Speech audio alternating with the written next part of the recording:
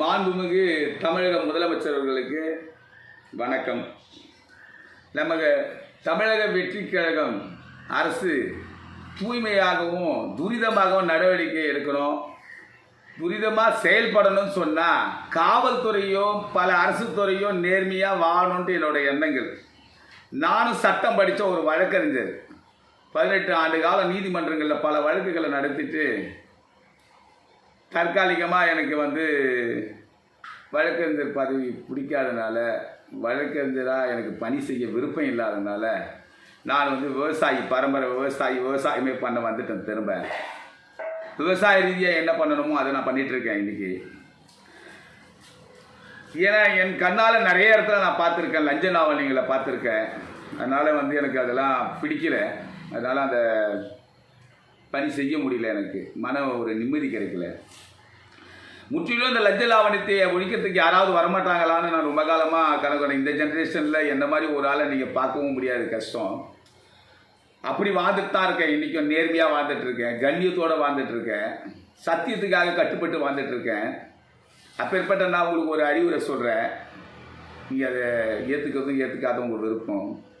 நம்மளோட தமிழக வெற்றி கழக அரசாங்கம் இன்னைக்கு நிர்வாகம் நடக்க போகுது.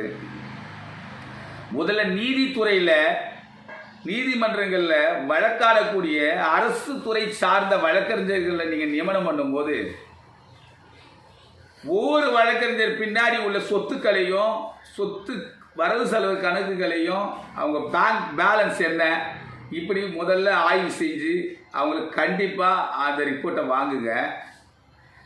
அவங்க எந்த இடத்துலையாவது குற்றவாளிகிட்ட லஞ்சம் வாங்கி அவங்க வழக்காடினாங்கன்னு தெரிய வந்தால் அவங்க இமிடியட்டாக பணியிட நீக்கம் செய்யுங்க. அரசுக்காக வாதாட வேண்டியதில்லை. நேர்மையான அரசை நடத்தணும்னு சொன்னால் வழக்கறிஞர்கள், நீதிமன்றங்களில் வழக்காடக்கூடிய அரசு துறை சார்ந்த வழக்கறிஞர்கள் கண்டிப்பாக நேர்மையாக இருக்கணும். குற்றம் செஞ்சவனா, இவங்க நீதிபதிக்கு சம்பந்தம் அந்த வழக்கறிஞர்கள்லாம் சாதாரணம் இல்லை. குற்றவாளிகளுக்கு குற்றங்கள் செஞ்சிருந்தால் ஆய்வு செய்யும் போதே, அந்த எஃப்ஐஆர் குற்றப்பத்திரிகையை படிக்கும் போதே, சார்ஜ் ஷீட் அப்படின்னு சொல்கிற அந்த பேப்பரெல்லாம் படிக்கும் போதே அந்த குற்றவாளி குற்றம் செஞ்சானா குற்றம் செய்யலையான்னு இவங்களே பகுத்தாய்வு செஞ்சிடலாம். அப்பாற்பட்டதான் நீதிமன்றங்கள் தீர்ப்பு வழங்கணும். ஆனால் குற்றவாளிக்கு சாதகமாக இவங்க முயற்சி செஞ்சு விடுதலை வாங்கி தரத்துக்கு முயற்சி செஞ்சாங்கன்னா அந்த மாதிரி ஒரு அரசு வழக்கறிஞர் வேஸ்ட். அப்படி இருந்தால் தூய்மையான ஆட்சி நடத்த முடியாது. அல்லது அரசு துறை வழக்கறிஞர்களை நீங்கள் தயவு செய்து புலனாய்வு பண்ணி நேர்மையாக நடத்தணும், உத்தரவு போடுங்க. அந்த மாதிரி ஒரு வழக்கறிஞர்களை தேர்ந்தெடுங்க.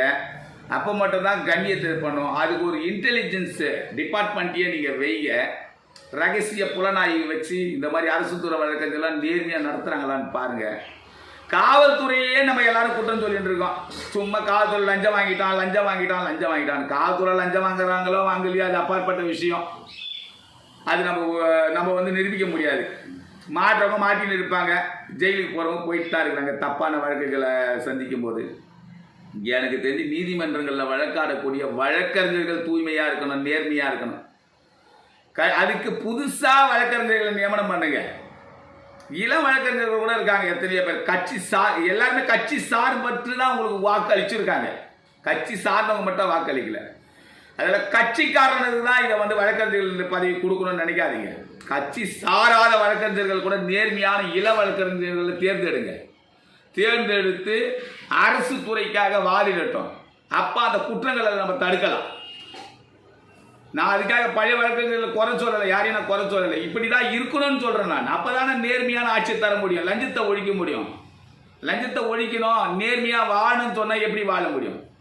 அதனால நீங்கள் தயவுசெய்து நியமிக்கக்கூடிய அரசு, நம்ம தமிழக வெற்றி கழகத்தோட அரசாங்கம் நியமிக்கணும்னு சொன்னால் தூய்மையான வழக்கறிஞர்களை ஆய்வு செய்ய. உங்களுக்கு டைம் இருக்காத, நிறைய பிஸி தான் இருந்தாலும் நீங்கள் தயவு செய்து எந்த வழக்கறிஞரை நியமனம் பண்ணி எத்தனை மாவட்டத்துக்கு நியமனம் பண்ண போகிறோம் அத்தனை வழக்கறிஞர்களை நேரில் புலனாய்வு செஞ்சு அவங்க ரிப்போர்ட்டெல்லாம் சப்மிட் பண்ண சொல்லி, இன்டெலிஜென்ஸ் ரிப்போர்ட்டை சப்மிட் பண்ண சொல்லி நீங்கள் பண்ணுங்கள். சொத்து கணக்கு காட்டாத வழக்கறிஞரை யாரையுமே நீங்கள் நியமனம் பண்ணாதீங்க. அதிகப்படியாக வருமானத்துக்கு மீறி எந்த சொத்தும் அவங்க சேர்க்கவும் கூடாது. அப்படி இந்த 5 வருஷ காலம் நம்ம நடத்தினோம்னா தூய்மையான ஆட்சியும் துரித நடவடிக்கையும் எடுத்துடலாம். நன்றி, வணக்கம்.